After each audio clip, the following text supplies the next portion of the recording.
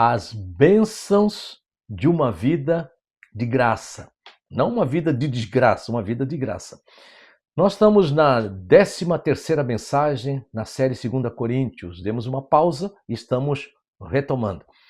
E nessa 13ª mensagem, com o título As Bênçãos de uma Vida de Graça, o foco é que as bênçãos divinas, e aqui estamos pensando em 2 Coríntios capítulo 7, versículo 2 ao versículo 16, as bênçãos divinas vão muito além de bens físicos e materiais.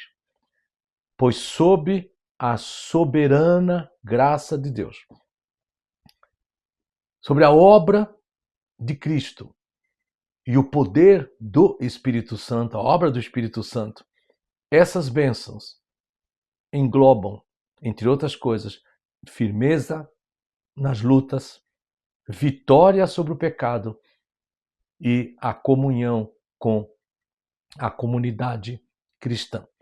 Na 12ª mensagem, que foi em 2 Coríntios capítulo 6, versículo 14 ao capítulo 7, versículo 1, tratamos sobre o título foi Cristo liberta e prende. E o foco foi que Jesus Cristo nos liberta das amarras do pecado que nos separam da comunhão com Deus Pai, Deus Filho, Deus Espírito Santo. Mas Jesus Cristo, ele nos une a um comprometimento de comunhão, em comunhão profunda no viver com Ele. Nos liberta das amarras do pecado, mas nos prende a um comprometimento de vida com Ele. Na mensagem presente, as bênçãos de uma vida de graça. Esse título veio porque quando comecei a estudar e ler 2 Coríntios capítulo 7, me veio a palavra, isso é graça de Deus. Assim como tudo aquilo que a Bíblia discorre, a justificação é pela graça, a santificação é pela graça, a glorificação também é pela graça. E é interessante que em 2 Coríntios, Paulo fala várias vezes a respeito da graça de Deus. E essa graça é mais do que um favor merecido. É o amor de Deus que alcança o pecador, tornando-o capaz de viver para o inteiro agrado de Deus, com a plena satisfação nele e com a esperança reservada nos céus em Cristo Jesus. Em 2 Coríntios capítulo 1, o apóstolo Paulo inicia no versículo 2, dizendo graça a vós outros, da parte de Deus nosso Pai e do Senhor Jesus Cristo. Ele inicia a carta dando uma saudação, falando graça e paz. Da parte de Deus, Pai. Pai de todos aqueles que creem em Jesus Cristo como Senhor e Salvador. João 12, a todos quantos o receberam, deu-lhes o poder de serem feitos filhos de Deus, a saber aos que creem no seu nome. Versículo 13, os quais não nasceram da carne, nem do sangue, nem da vontade do ser humano, mas nasceram da parte de Deus. É aquilo que João capítulo 3 vai dizer, o novo nascimento, o nascer do alto, o nascer do Espírito. Mas se ele começa saudando com a graça, ele termina 2 Coríntios também falando sobre graça. Porque ele fala assim, 2 Coríntios capítulo 13 e 14, a graça do Senhor Jesus Cristo e o amor de Deus e a comunhão do Espírito Santo esteja com vocês. Graça do Senhor Jesus Cristo, Deus Filho, o amor de Deus, Deus Pai, a comunhão do Espírito Santo, Deus Espírito, esteja com vocês. Ele começa saudando com graça, ele termina desejando as bênçãos da graça. E ao mesmo tempo, o amor e a comunhão estejam sobre todos. E no decorrer de toda a carta, nós aprendemos que é na graça divina que o cristão vive no mundo e se relaciona com outros crentes. Por exemplo, em 2 Coríntios capítulo 1, versículo 12, está escrito, porque a nossa glória é esta, o testemunho da nossa consciência de que com santidade e sinceridade de Deus, não com sabedoria humana, mas na graça divina, temos vivido no mundo e mais especialmente para convosco. Testemunho de Paulo, Timóteo, que começam no início da carta Paulo e Timóteo. vivendo em sinceridade e santidade de Deus. E assim todo verdadeiro cristão deve viver em sinceridade e santidade de Deus. Vida no mundo, mas também vida na comunhão com o povo de Deus. Agora, isto é possível somente pela graça de Deus. E é essa mesma graça que fortalece o discípulo de Jesus Cristo. Em 2 Coríntios capítulo 12, versículo 9, quando Paulo recebe um não de Deus para que Deus o livre de um espinho na carne que estava o atormentando, que diz lá que era mensageiro de Satanás, para que ele não se ensoberbecesse, tá?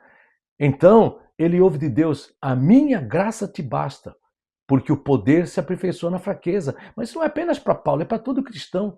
É aquilo que nós vemos em 2 Coríntios capítulo 4, versículo 7, que nós somos como vasos de barro, para que a excelência do poder seja de Deus. Ou seja, então, ele fala assim, porque o poder de Deus se aperfeiçoa na fraqueza. De boa vontade está escrito, pois mais me gloriarei nas fraquezas, pois sobre mim repousa o poder de Cristo. E que isso seja a convicção e a certeza de todo cristão, de que há mais glória na fraqueza humana, na dependência de Deus, do que na força, na soberba humana, na autossuficiência do ser humano, a parte de Deus. Essa graça é uma graça que enriquece. Em 2 Coríntios, capítulo 8, versículo 9, fala assim, pois conheceis a graça do nosso Senhor Jesus Cristo, que sendo rico, sendo Deus, tá, se fez pobre, se tornou homem, ser humano, servo, humilhou-se. Para quê? Para que pela sua pobreza vos torneis ricos. Não é riqueza material, econômica, que também pode ser bênção, se Deus quiser, na vida de muitas pessoas. Mas é uma riqueza espiritual. É a mesma riqueza quando Paulo está escrevendo lá em Romanos e está falando sobre a esperança, faz que vocês sejam ricos de esperança. Tá? É a riqueza de termos as bênçãos espirituais. Alegria, paz, justiça, salvação eterna, etc. em Cristo Jesus. Então, quando nós olhamos para 2 Coríntios 7 e começamos a ver firmeza nas lutas, vitória sobre o pecado, que é fruto de uma tristeza segundo Deus que produz arrependimento, comunhão com a comunidade cristã, nesse contexto todo, 2 Coríntios, das Escrituras, podemos afirmar, isso é fruto de uma vida de graça.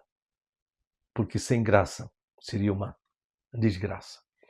Firmeza nas lutas. 2 Coríntios capítulo 7, no versículo 4, Paulo fala assim, muito grande é a minha franqueza para convosco, e muito me alegro por vossa causa. Sinto-me grandemente confortado e transbordante de júbilo em toda a nossa tribulação. Tribulação, mas sente-se confortado e transbordante de júbilo? Isso é graça. É fruto de vida na graça. Versículo 5. Porque chegando nós à Macedônia, nenhum alívio tivemos. Pelo contrário, em tudo fomos atribulados. Lutas por fora, perseguições, difamações, calúnias, pessoas se levantando contra ele, inclusive dentro da própria igreja de Corinto, temores por dentro, que são as angústias, as tristezas, etc., por causa dessas lutas por fora. Versículo 5, 6. Porém, Deus, que conforta os abatidos. Aquilo que ele já falou em 2 Coríntios 1, 3. Bendito seja o Deus e Pai de nosso Senhor Jesus Cristo. O Pai das misericórdias, o Deus de toda a consolação. E aí Paulo vai testemunhar como Deus o livrou, livra e livrará de tribulações. A própria igreja de Corinto experimentou isso. Nas lutas que eles passaram, nas crises que eles tiveram com o próprio apóstolo Paulo, por causa da reação negativa dos coríntios com relação a Paulo. Mas eles permaneceram, assim como Timóteo, assim como Tito, eles permaneceram fiéis e firmes no viver a Deus, no servir em Cristo. Isso é fruto da graça. Por isso reflita, Deus, que é o Pai das misericórdias e de toda consolação, 2 Coríntios 1:3, que nos conduz sempre em triunfo, 2 Coríntios 2:14, e nos revela que a nossa leve e momentânea tribulação produz para nós eterno peso de glória, acima de toda comparação, 2 Coríntios capítulo 4, versículo 17. Esse mesmo Deus também nos garante que a sua graça nos basta. 2 Coríntios capítulo 12, versículo 9 e 10. Bênção espiritual de vida na graça, firmeza nas lutas. Por outro lado, essa mesma vida tem como bênção vitória sobre o pecado.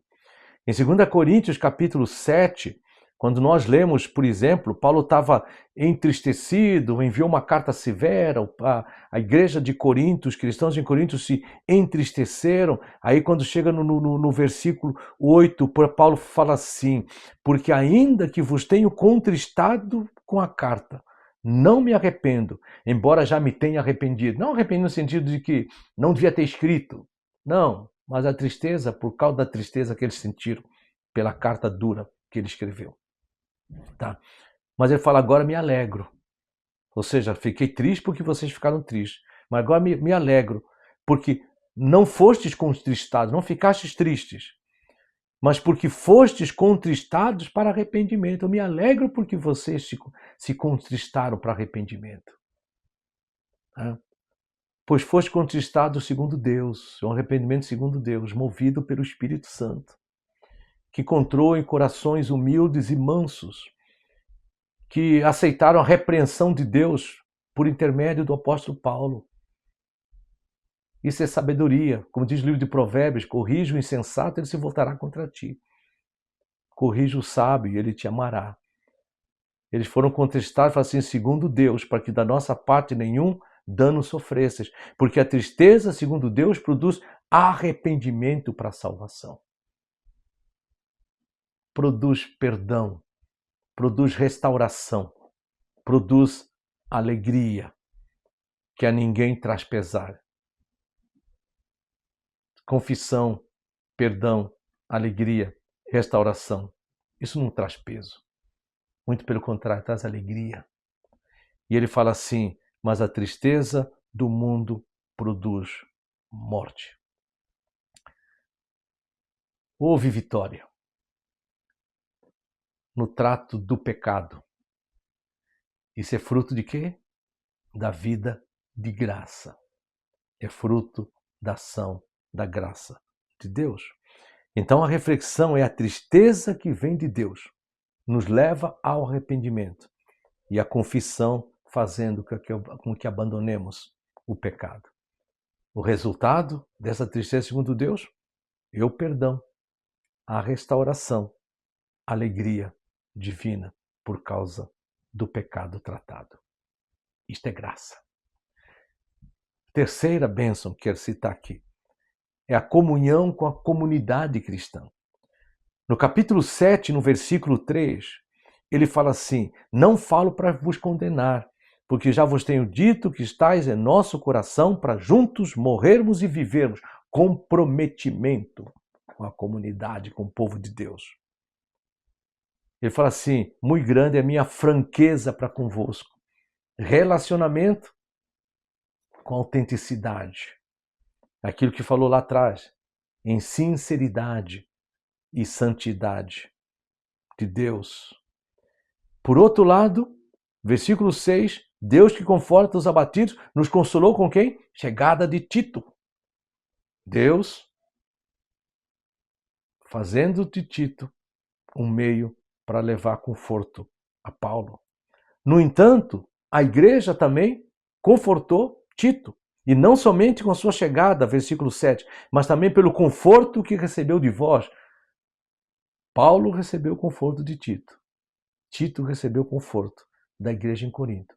A igreja em Corinto recebeu a expressão do amor de Deus através de Paulo, na exortação, na confrontação, por causa do pecado. Que bênção tremenda! Paulo com a igreja, a igreja com Paulo, tanto é que Paulo vai dizer mais adiante, e ele fala assim, né? E por isso nos sentimos confortados, versículo 12, fala assim, portanto, embora vos tenha escrito, não foi por causa do que fez mal. É uma citação mais provável o pecado lá em 1 Coríntios 5, daquela pessoa que estava em pecado no meio da igreja, e a igreja não tratava do pecado, nem por causa do que sofreu o agravo, mas para que a vossa solitude, a nosso favor, fosse manifesta entre Deus diante de vós, ou seja, para que esperássemos de vós a vossa solitude da parte de Deus. Tá? E por isso nos sentimos confortados. Ou seja, Tito foi recriado por vós. Mas por outro lado, por que Paulo sentia confortado? Paulo sentia confortado porque Tito trouxe a notícia. Versículo 11. Porque quanto cuidado não produziu isso mesmo em vós, que segundo Deus foste, versículo 11, ele fala assim, que defesa, que indignação, que temor, que saudade, que zelo, que vindita, em tudo fostes prova de estar inocente nesse assunto. Ou seja, a maneira como eles lidaram com o pecado tornou eles exemplo. Mas por outro lado, eles mesmos expressaram para Paulo algo que Paulo vai dizer, versículo 15, e o seu entranhável afeto cresce mais para convosco, lembrando da obediência de todos vós, de como recebestes com temor e tremor, ou seja, como receberam Tito. Tá? No entanto, esta igreja é alguém que além de toda essa ação com Tito, ação com Paulo, quero só ressaltar mais uma vez a questão de Paulo, quando fala no versículo 7, o vosso pranto, o vosso zelo por mim, aumentando assim meu regozijo. Por isso, o desafio aqui é que quando nós olhamos as expressões conforto, saudades, regozijo, recriado, contentamento, confiança mútua, exultação verdadeira, entranhável afeto e recebeste com temor e tremor, revelam a beleza da comunhão em Cristo. Juntos, essas expressões, elas demonstram o efeito consolador, confortador, recriador que essa comunhão tem em meio às tribulações e às lutas que o cristão enfrenta neste mundo. Isto é fruto de quê?